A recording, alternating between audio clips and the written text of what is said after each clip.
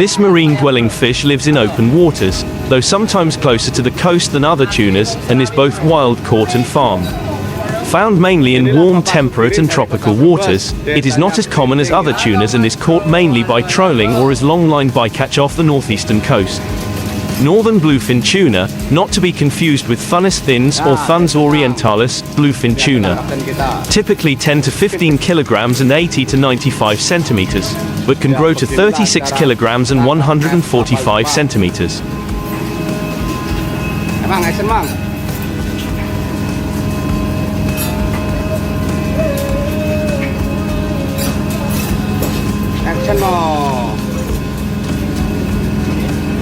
Seperti, action seperti.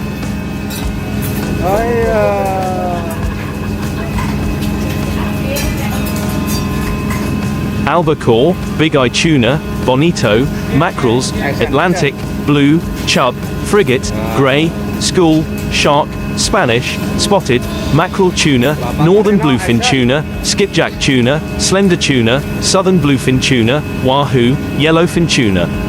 Usually sold as steaks or cutlets, rarely as sashimi. Look for red to burgundy, brownish flesh. Color varies with cut, that is firm, lustrous and moist without any dull brown markings or oozing water and with a pleasant fresh sea smell.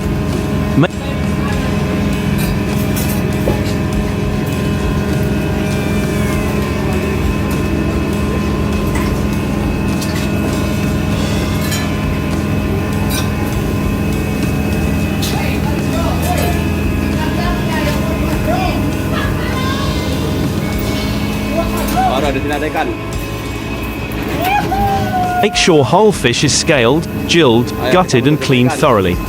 Wrap steaks and cutlets in plastic wrap or place in an airtight container. Refrigerate for up to 3 days or freeze for up to 3 months below -18°C. Sashimi-grade fish should be eaten within 24 hours of purchase, or else cooked. Average yield is 70 to 75%. Has a medium flavor, medium oiliness and moist flesh, which quickly becomes dry if overcooked. The cooked flesh is creamy brown in color and breaks into large flakes. There are very few bones to worry about. The scent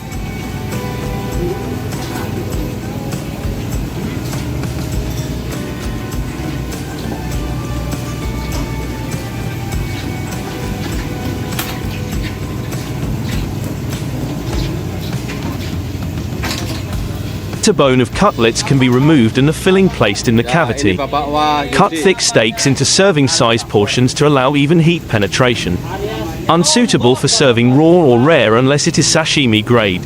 Hawaii's longline fishery traces its roots back to 1917 when Japanese immigrants introduced flagline fishing to Hawaii. Flaglining involved a long main line made of sections of tarred rope set horizontally in the water, with multiple leaders and baited hooks, suspended by multiple floats with flags, hence the name flagline. Those early vessels were wooden, designed and constructed by Japanese boat builders in Hawaii. Early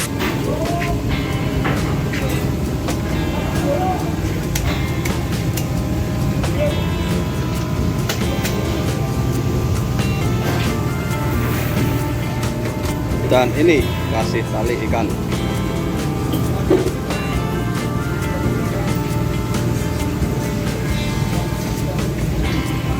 Flagline fishermen depended on native Hawaiians on the island of Hawaii to obtain opelu, mackerel, scad, for bait.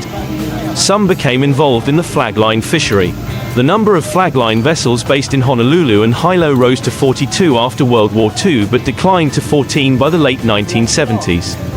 The fleet expanded again in the 1980s, reaching 164 vessels in 1991 as modern, long-range steel hull vessels from other fisheries off the mainland US joined the local flagline fleet. During this period, the flagline vessels converted to modern monofilament mainline, line setters and large hydraulically powered reels.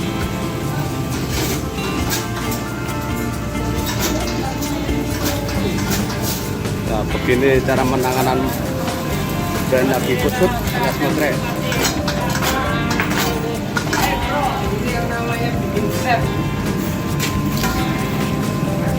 the fishery became known as Longline. Longline fishing has been the main source of sashimi tuna and other fish since the early 1980s. Today's fishery has two segments. The majority, approximately 125, set gear deep in the water column during the day, 45 to 400 meters, to target big eye tuna, our prized sashimi fish. During part of the year, some vessels, approximately 30, target swordfish, the world's premium grilling fish. They Caranya dimasukkan di kili-kili. Berdasarkan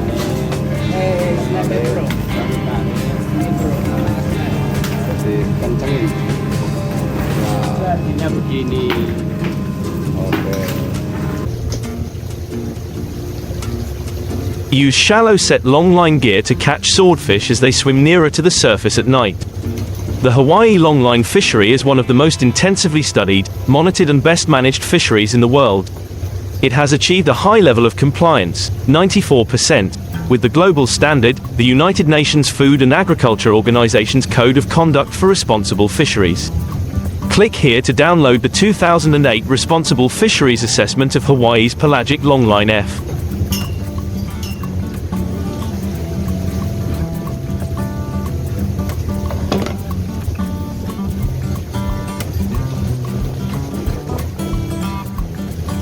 When the fish is on deck, it is up to the processor to act.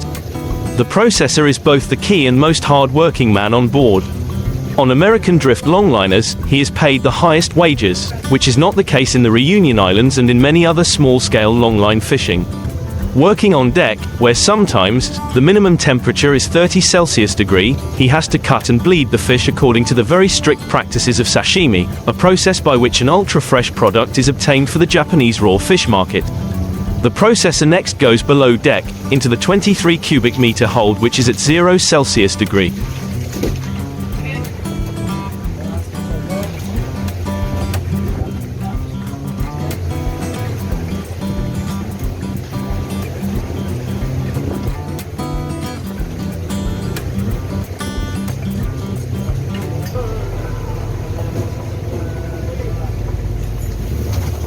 The sashimi fish is put in a small tank, containing seawater mixed with ice. The latter falls freely from an ice machine located on the main deck, to lower the temperature of the fish. They are then wrapped in paper, so that they do not get scratched, packed in ice and stored in one of 4 compartments in the fish hold. The processor of the longliners must be a skilled and hardy person, because he has to work at great speed for many hours. For traditional longliners, which are actually bulk in this type of fishing, the fish are generally cut the gill and tail to blood. The fish are stored either in the seawater with ice or just covered with ice in the fish well.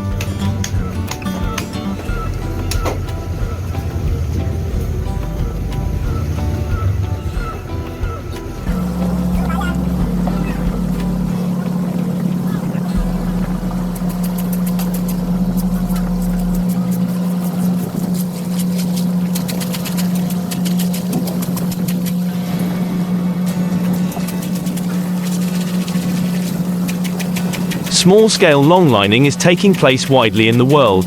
The new modernized small-scale longline is seen in the Indian Ocean in a limited area. Also in the Indian Ocean, a very large fleet of conventional small-scale longliners are operated by Indonesian and other countries. Those are targeting yellowfin and big-eye tunas. In the East China Sea to the Eastern Indian Ocean, old-type longliners fish bluefin tuna in springtime. In the Gulf of Mexico and off-east coast of the United States of America, big eye and yellowfin catchers are made by U.S. longliners.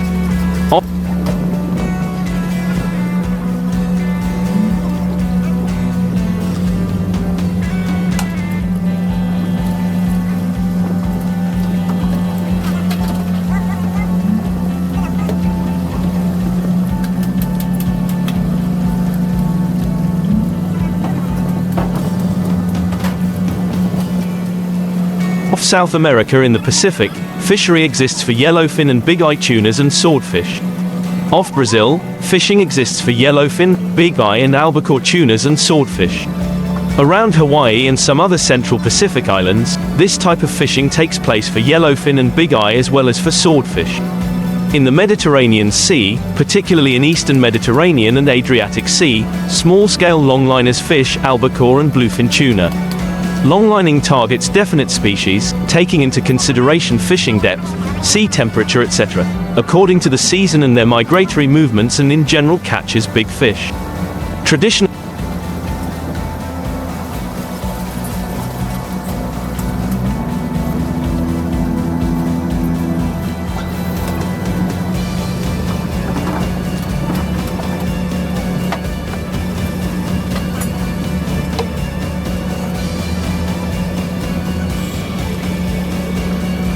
issues are generally selective for large pelagic fish at depth. On the other hand, it is not quite selective on species. Their bycatchers include marlins, pelagic, sharks, turtles and seabirds, especially albatrosses and petrels. Those bycatchers can be important for certain areas and also depends on the depth of the line, e.g. swordfish longline is set near surface at night and hence more bycatchers of turtles in some area. Seabirds are generally caught while line is coming up. Pelagic sharks are predators of fish captured on the line and hence fishermen try to avoid as much as possible. In the regards, FAOIPOAs on seabirds and sharks are adopted and implemented by many countries and RFMBs.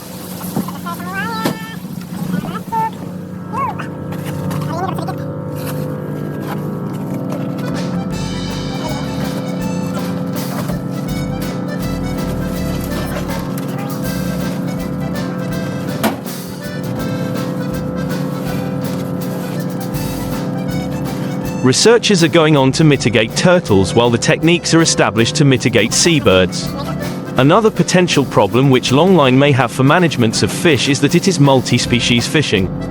Therefore, if one tuna species become under a very strict quota control, that might limit the fishing for other species as the catch of the regulated species is unavoidable, or otherwise, the fishing for other species might cause problem in keeping the catch of regulated species under the quota.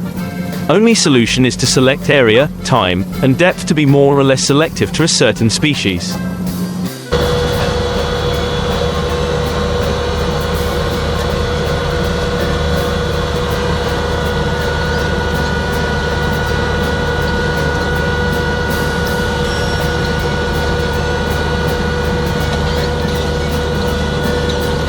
Nearly 400 industrial foreign squid vessels were engaged in fishing activities last month on the border of Peru's exclusive economic zone, EEZ.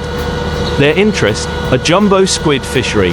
This cephalopod fishery represents one of the world's largest, and is home to the Dosidicus gigas, otherwise known as jumbo squid. These voracious predators are a highly migratory species with a rapid growth rate and short lifespan. Its population produces some of the biggest catches worldwide, with an average annual catch of 800,000 tons in the last 5 years and a maximum of 1.16 million tons in 2014. After anchovy, it is Peru's most important fishery. Since 2018, Global Fishing Watch, GFW, has been working with Peruvian authorities to strengthen vessel monitoring and help address illegal fishing in this valuable fishery.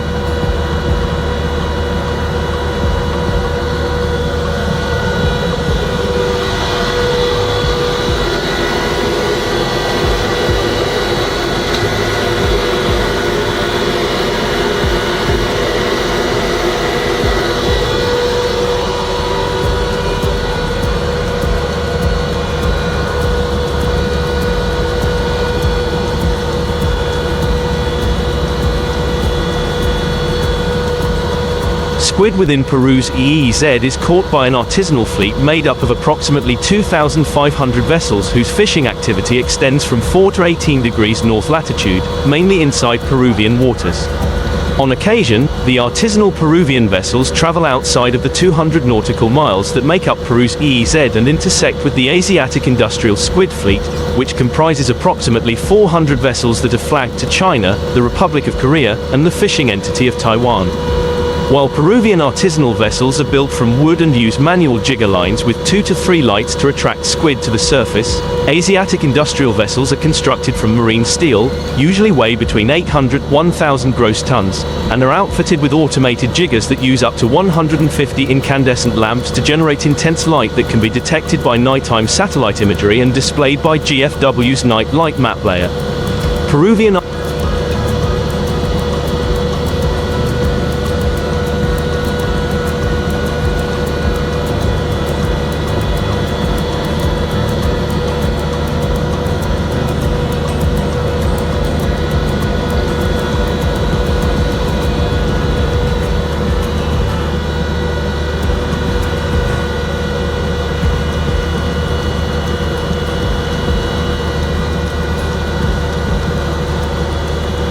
Artisanal vessels catch giant squid with manually operated jigger lines.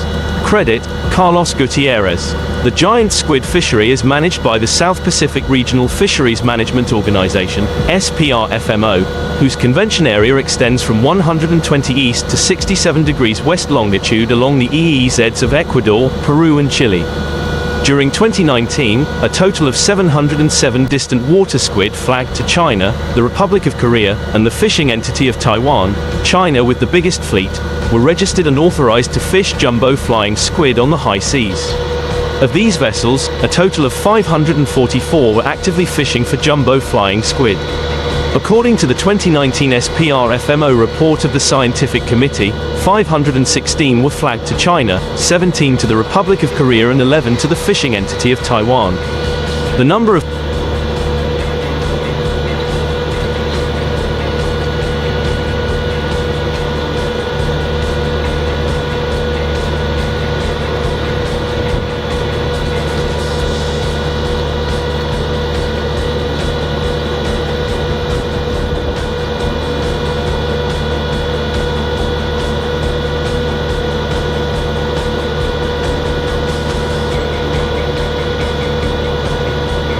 fishing vessels flagged to China that are active in areas regulated by SPRFMO has increased by roughly 400% over 9 years, from 104 vessels in 2010 to 264 in 2014, and 516 vessels in 2019. The 516 Chinese squid vessels caught a total of 305,700 tons in 2019 on the high seas, compared to the 2,500 Peruvian artisanal vessels that caught 494,000 tons in the same year in national waters. The significant growth of fishing effort by the Chinese squid fleet is an issue that has been discussed at recent SPRFMO meetings. Mapping the squid fleet's annual route. The annual pattern of the Asiatic squid fleet shows the range of fishing operations throughout the South Pacific and South Atlantic Oceans. From approximately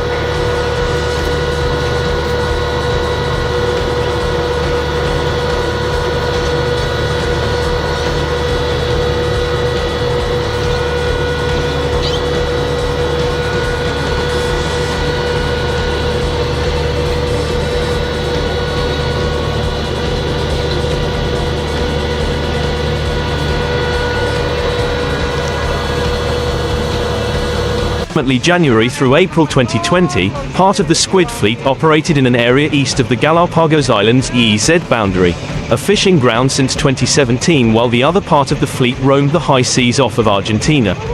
By May, both squid fleets left their respective fishing grounds. The vessels around the Galapagos Islands EEZ boundary started to transit to Peru's EEZ's boundary, while those near Argentinian waters departed the South Atlantic Ocean and began their 4,000 nautical mile trek, passing through the Strait of Magellan to the South Pacific Ocean. It is there, along Peru's EEZ, that the two groups of ships met to form one giant fleet.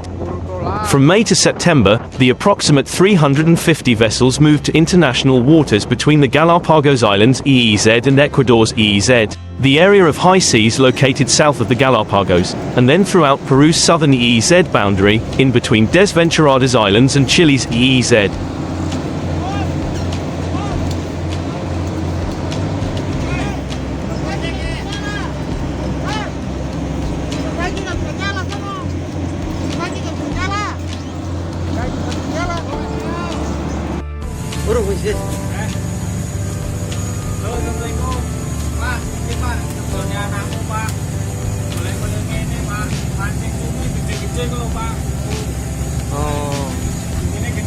But tracking vessels is only one component of transparency.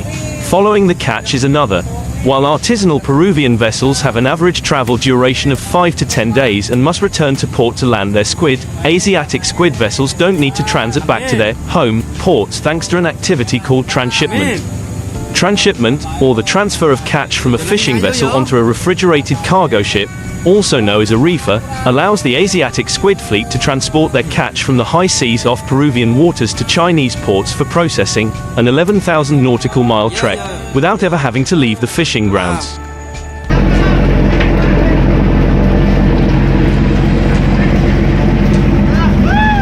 Hoy! Hari ini sangat melelahkan, bro. Ini orang mana ini?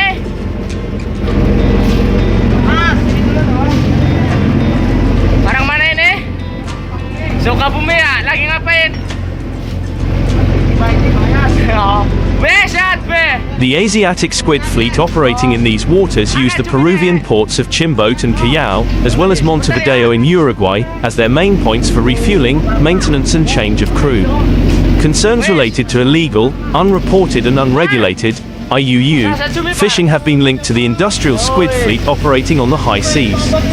Potential risks include the misreporting of catch and possible unauthorized fishing inside Peru's EEZ, a risk that has been evidenced by Argentina through cases like the Chinese flag vessel Lu Yong Yuan U-668 earlier this year. Peru has begun to implement regulations in the squid fishery, not only within its artisanal fleet but also among the foreign squid fleet that operates on the high seas and uses its ports. In March,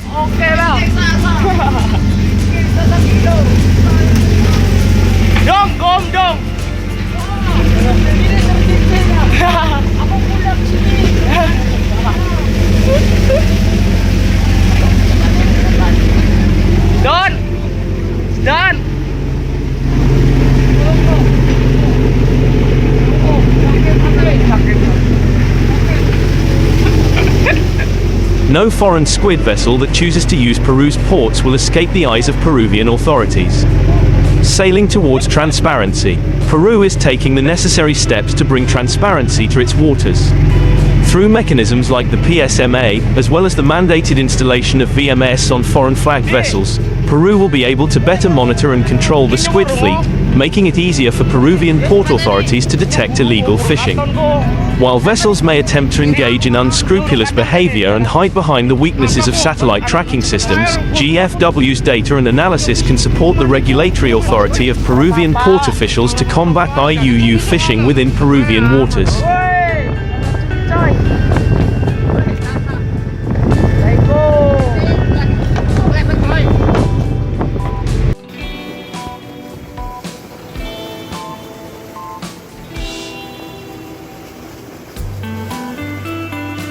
Longline fishing is controversial because of bycatch, fish caught while seeking another species or immature juveniles of the target species. This can cause many issues, such as the killing of many other marine animals while seeking certain commercial fish. Seabirds can be particularly vulnerable during the setting of the line.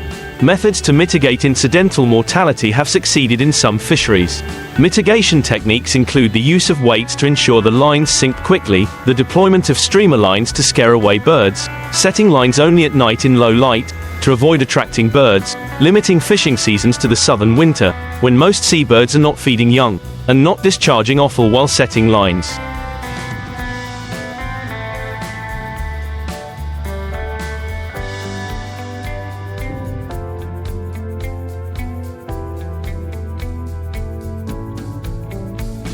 The Hawaii-based longline fishery for swordfish was closed in 2000 over concerns of excessive sea turtle bycatch, particularly loggerhead sea turtles and leatherback turtles. Changes to the management rules allowed the fishery to reopen in 2004. Gear modification, particularly a change to large circle hooks and mackerel-type baits, eliminated much of the sea turtle bycatch associated with the fishing technique. It has been claimed that one consequence of the closure was that 70 Hawaii-based vessels were replaced by 1,500 to 1,700 longline vessels from various Asian nations, but this is not based on any reliable data. Citation needed. Due to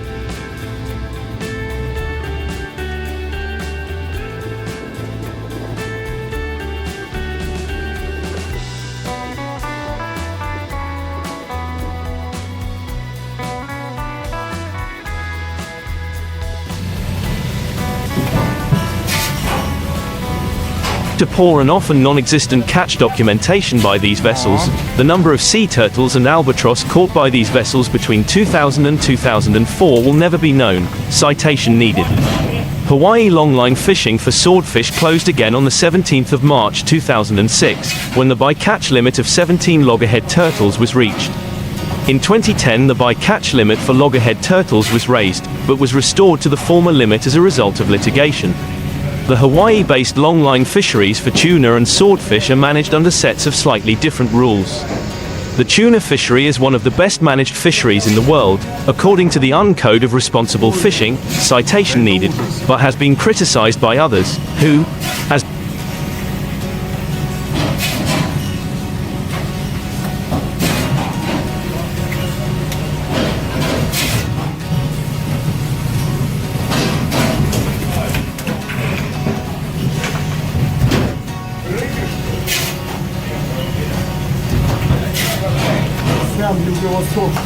being responsible for continuing bycatch of false killer whales, seabirds, and other non-targeted wildlife, as well as placing pressure on depleted big-eye tuna stocks.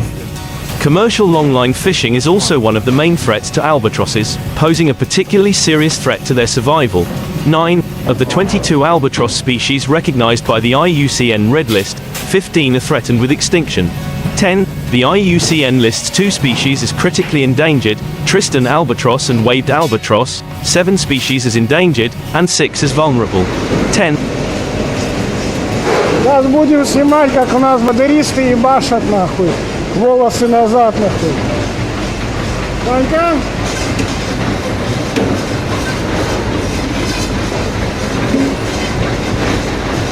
Еще раз посмотри. Пошли второй. Жека ебашишь. Жека кайвуй. О, братан. Albatrosses and other seabirds which readily feed on offal are attracted to the set bait, become hooked on the lines and drowned. An estimated 8,000 albatross per year are killed in this way. 11.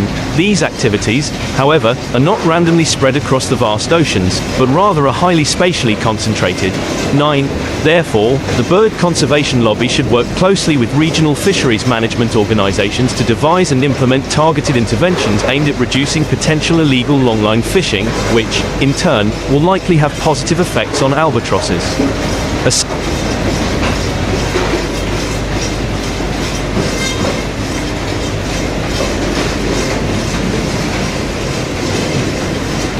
simple device which can be fitted onto longlines, known as HookPod, has been proposed for mitigation of seabird bycatch. HookPod was rolled out to a total of 15 commercial fishing vessels in New Zealand after a change in regulations in January 2020, with a result of 0 seabird bycatch in the first 6 months. Longline